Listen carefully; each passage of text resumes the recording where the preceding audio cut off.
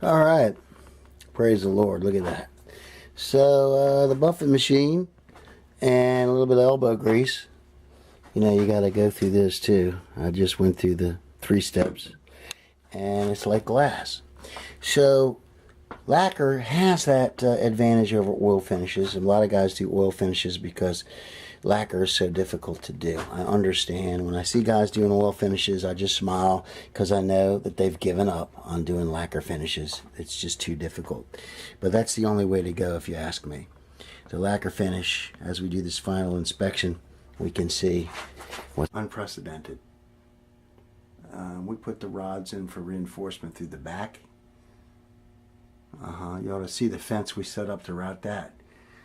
Yep. And so this guitar will sell for about 11 grand. And Preston glued these frets in because we're never ever going to do a fret job on this guitar. Ever. It should be good. Stainless steel. It should last for 100 years. That's stainless steel before it has to be refretted. So, and that was the whole point, you know. A guitar like this, you don't really want to have to do a refret. But we crazy glued them in there and pressed them in there. So they're not going to be fun to try to get out of there. And those are jumbos. I made the neck nice and thin. Made it a nice thin line neck. It's got the Fender's 2 7/32 string spacing. So it's a big, wide string spacing. The widest is the Fender. And it has a Graphtec nut here.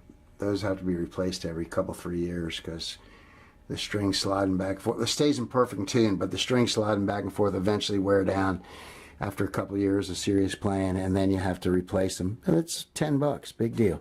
So you replace the nut. And when you go in every couple years, you get a setup.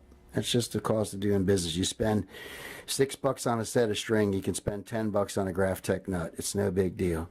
I really like this, how you can get your hand down in there too, for playing up at 25. So 25 frets is, you know, the D chord. You got your big D, so you got the blues box way up here for the D chord, which is pretty cool. It's got 2 Koloff pickups. Koloff makes these pickups. They're Alnico 3s. They're going to be really nice and creamy and warm sounding, and they're clean too.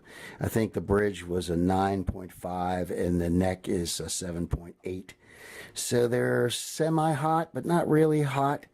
And the ohms of output, they're not too hot. But what a guitar, huh?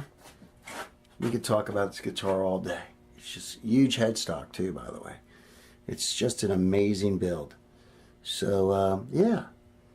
I mean, I think we really went to town on this. It's taken almost 2 years now of time to get this guitar to this point. I mean, this hasn't been an everyday job working. We've built, you know, I don't know, 10 guitars in between this one. But every now and then a slab of wood will come into our possession where we go the extra mile. And this was one of those slabs we got from a guy up in Pennsylvania.